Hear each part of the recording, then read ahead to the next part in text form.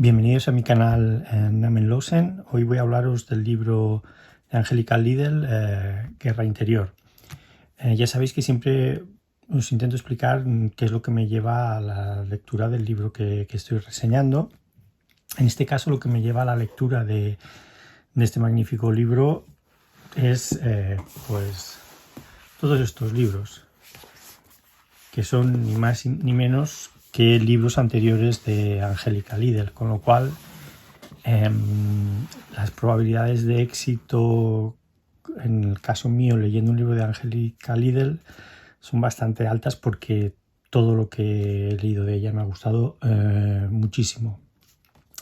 De Angelica Lidl tengo que decir que si la literatura es la capacidad de embarcarte en una aventura de la que sales convertido en un ser totalmente distinto, pues Angelica Lidl sin duda escribe literatura. Y este libro, Guerra Interior, es un buen ejemplo. Si tuviera que definir este libro, cosa que no se puede, o decir algo de este libro, pues diría que es el relato, o estamos ante el relato de un sacrificio. De hecho, en esta declaración de intenciones poco se ve reflejada en estas dos páginas que escribe Angelica Lidl, que dicen lo siguiente: el lector debería penetrar pues en el león de la poesía como en un lugar de culto, como en las iglesias y en las mezquitas, con la pobreza de un feligrés. La purificación o la catarsis dependen de esa predisposición religiosa simbólica trágica. La poesía es el rito del lenguaje, su parte sacra. Os toca entonces a vosotros descifrar los mensajes ocultos, los secretos que como rubíes se esconden en el sacro santorum de este relato, literalmente lo sagrado entre lo sagrado. La piedra es para el que sea capaz de interpretarla. No cometáis el error de pensar que debéis entenderlo todo. Apelo más al sentimiento que a la comprensión. No os propongo una visión somera del mundo. No me interesa la imitación de la realidad, ni la naturaleza, ni de lo justo. Me inclino por una mirada medieval, una perspectiva invertida donde el mero trazo encierra un signo, un enigma, el álgebra del espíritu. No consiste en resolver el problema de la realidad, sino de la verdad. Y esta verdad desciende directamente de la inspiración, de lo inefable, cuya condición no es la realidad, sino lo real. En suma, la fe. De mis cielos no pende ni una sola nube, mis fondos y mis paisajes están hechos con pan de oro. Os insto a recoger la elocuencia ambigua y polisémica de lo incomprensible. Traigo, por tanto, hasta vosotros el iconostasio de un mundo interior, recóndito, ardiente, inexplicable, inasible, del que solamente os separa un velo, es decir, el umbral del sacrificio. De hecho, si os fijáis, el libro, la edición es magnífica y, no sé, quizás si os fijáis la portada esta del color este rojo, un color rojo sangre, la sangre del sacrificio, y la parte sagrada también, el áurea del color de las letras, este color áurico de las letras, no sé si tiene algo que ver, pero desde luego parece todo bastante, o sea que está todo cuidado de una manera importante, ¿no? Entonces, también de alguna manera los anclajes que he visto en este libro, o los anclajes que utiliza mucho Angelica Lidl en este libro, como bien dice ella, son anclajes de escritos místicos de la Edad Media. También me encuentro con una Angélica dantesca, porque ahí hace continuas referencias al 3. Hay 3 caídas, siempre son 3 los días de ausencias de su amado, 3 las despedidas en el desierto. Y por ejemplo, escribiendo en el amor, que dice algo así como: ¿qué significa un gran pecado nos traerá al amor?, le preguntó Ahmed. Significa que es necesario violar la ley para redimirse, le explicó Lubna. Cuando yo leo este texto sobre el amor, pues me imagino a Francesca y Paolo, esos personajes de la comedia de Dante, esos enamorados, leyendo atentamente, ¿no?, este libro de Angélica. También cuando hace referencia a la poesía, hace referencia un poco a la poesía en su origen épico, ¿no? Y dice lo siguiente, Angélica, dice: como quien martiriza las uvas para extraer vino, la belleza es la máxima exigencia de Dios. Es algo duro, fuerte, complicado, desapacible, subversivo, demanda determinación y coraje, la determinación y el coraje que solamente un yo lastimado pueden proporcionar. El resto es doctrina. La doctrina no es la fe. Los locos y los magos no necesitan de la doctrina. La belleza nace de la dignidad del sufrimiento. Es la ley de la poesía. Sin fragilidad no hay guerra. Y en ese gran combate retoña la alegría, pues un alma en reposo no puede sino vivir eternamente triste después de la caída, desorientada en mitad de un mundo que desconoce, sin tiempo suficiente para reparar los daños. Una vida entera no es suficiente para nada. Nuestros días en la tierra son demasiado cortos para recuperar nuestra perfección primitiva. Una mísera criatura con conciencia de su propia aniquilación debe estar en guerra perpetua para obtener el premio de la exultación y el cántico, para asomar la cabeza desde el fondo de esa mucosidad, de esa supuración en la que naufraga. El espíritu precisa de la guerra para recobrar su energía original, antes de que la eternidad reine por todas partes. No se alcanza lo sagrado sin sacrificio. El propósito reside en el sacrificio y no en la fe. Si tienes el don de transformar el dolor en algo bello, no rechaces el sufrimiento, porque ese don emana directamente de Dios. Pues vemos aquí cómo pone ese énfasis en la poesía, en su carácter épico del héroe, en el carácter sagrado, en el sacrificio. Después también hay el carácter mesiánico, también está presente en los escritos de Angélica. Les voy a leer un texto que dice lo siguiente: Lumna compró un ramo de mimosas y la habitación se inundó de un olor dulce y embriagador que lo hacía flotar todo. Había leído que los atributos de las mimosas eran la ternura y amistad, y a las mimosas también se les conocía por otro nombre: no me toques, pues sus hojas se cerraban durante algunos segundos ante un roce, una caricia, es decir, al más mínimo contacto. Así Ahmed, así Lumna. Aquí el no me toques es el no li tangere, las palabras que Jesús dirige a María Magdalena después de su resurrección. Y quizás en estos dos personajes, Lumna, que es el personaje femenino, es la María Magdalena de la actualidad, donde el desprecio de la sociedad no viene determinada por su concupiscencia, sino más bien por la vejez de este personaje, en una sociedad, la actual, donde se premia la juventud y la belleza, cualidades que por otro lado sí que están presentes en Ahmed. También no podía faltar en los libros de Angélica es la crítica a la sociedad actual, una sociedad desacralizada, mediocre. Es una constante en la literatura de Angélica. Voy a leer en este aspecto la página 148. Ya veréis la dureza con la que define Angélica la sociedad actual. Dice: antes de acostarse le dio tiempo a discurrir sobre lo que a su juicio constituía el mayor fracaso de Francia. Ese país que ya desde la escuela elemental negaba la existencia de Dios, todos esos niños educándose como si Dios no existiera, privándoles incluso de albergar dudas sobre su existencia, bajo el imperio de una reeducación racionalista abusiva, donde una horizontalidad vana y fatua derogaba cualquier postración ante verdades que nos rebasan, un país que se sobrealimentaba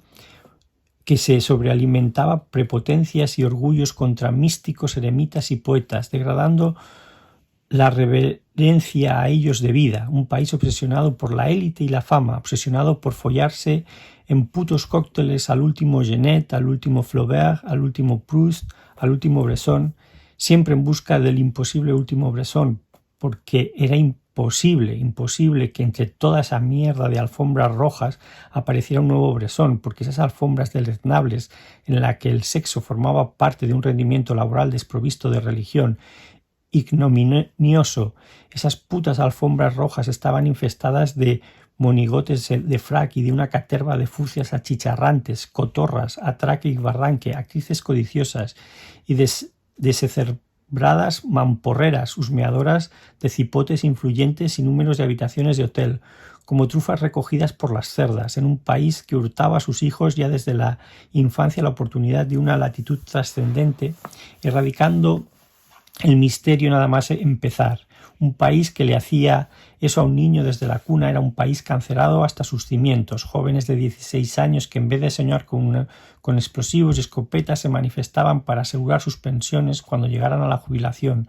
Adolescentes guapos, papanatas, mustélidos de glándulas anales olorosas, gélidos hipócritas, avaros y ecologistas responsables como cualquier francés de bien, sazonadores al punto de la diarrea sostenible, tus cojones sostenible, que hubiera hecho mejor en manifestarse para que en un futuro no tan lejano los cuidadores no les rompieran el agujero del culo con sus vergas de elefante, cuando estuvieran pagando con su digna y peleada pensión el asilo donde se pudrirían hasta morir. Un hiperdesarrollo frío, rancio y burgués, ya desde el proletariado empachado de derechos pero sin fe y sin amor, flota de sanguijuelas humanas que compensaba con la alta y baja cuna tanto da, a menudo más insulsa la baja que la alta, más prosaica sin duda, política y sociopolítica, la insípida y babosa cultura de la justicia, el futuro y la esperanza que compensaba, la carencia de espíritu, en definitiva, la única carencia fundamental, y que supuraba su cargamento de locos como si la necesidad de alma encontrara su vía de escape a través de la grieta de la demencia. Los locos daban la réplica a la inexistente sed de profetas. No había más enajenados y más desesperados que en París. El resto estaba de huelga. Todo esto pensaba Lumna. Aquí, como veis, la crítica que hace a la sociedad angélica es brutal.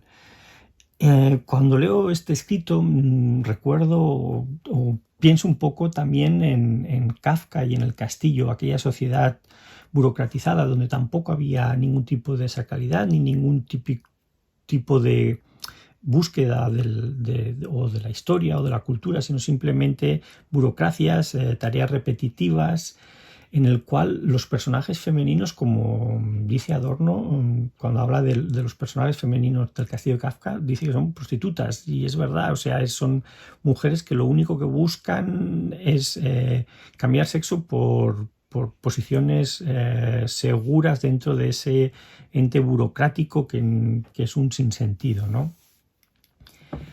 Después en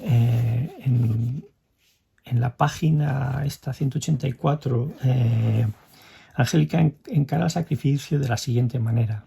Dice, el sacrificio en esencia consiste en olvidarse de uno mismo, quiere decir entrar en Dios. De hecho, no creemos a Dios, sino en Dios, en su seno dentro de Dios. Aquel que se entrega se olvida de sí mismo y se trasciende a sí mismo, se hace sagrado.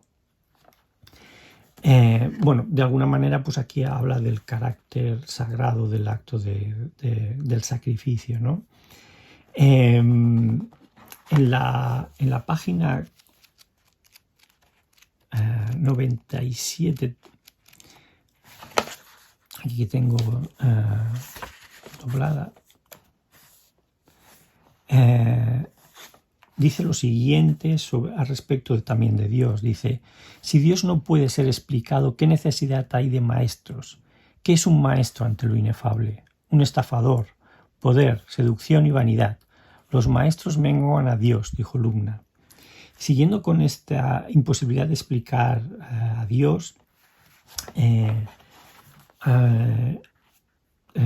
lo que hace Angélica es tirar del silencio como única posibilidad o como único lenguaje para comunicarse con Dios. Porque dice lo siguiente, dice, Dios es el silencio, del cual proceden todos los sonidos. Los preceptos deberían brotar siempre desde de la poesía. La religión brota de la poesía. Es decir, aquí parece que el silencio sea como el lenguaje de Dios. Pero no el Dios que hacen referencia a las religiones. Hablo de otra cosa, de otro concepto. Y el silencio es como el lenguaje del nasciturus, es decir, el lenguaje que es anterior a las palabras. Y muchas veces es en el silencio donde alcanzamos los límites del sentimiento, sin que sea castrado por las palabras. De ahí muchas veces las frustraciones de muchos escritores cuando tratan de plasmar sus sentimientos y ven que aquello que han reflejado en sus escritos no tiene nada que ver con lo que estaban sintiendo, ¿no? Después, también en la página, Angélica también toca el tema de la lectura, con respecto también a este concepto de silencio. Dice que leer no es hablar ni decir. Para leer precisamos del silencio. Decir es ruido, leer es silencio. Por último, quería hablaros de, para mí, lo que es más destacado de lo que es la escritura o la literatura de Angélica, que es su sensualidad. Dejadme que os lea estas páginas que dicen lo siguiente. Puesto que la lectura ha corrido hoy a cargo de mi compañero de mesa y ha sido larga, ya habíamos todos licenciado el postre cuando él ha llenado sus platos. No se escuchaba, por tanto, ni un solo ruido, solo los que él hacía. Desde el ordenador unas fugas de órgano de Bach han escalado hacia el techo justo en el instante en que se ha sentado frente a mí. Como ya es habitual, no hemos cruzado la mirada, separados tan solo por el pobre tablero de la mesa.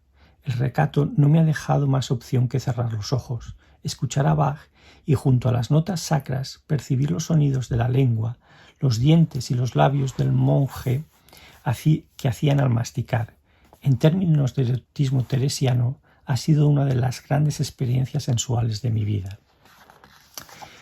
Y esta sensualidad de escuchar a su compañero mientras come,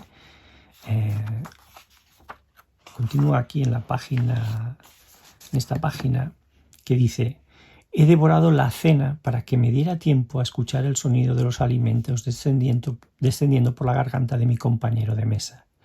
Esta noche ha doblado perfectamente la servilleta.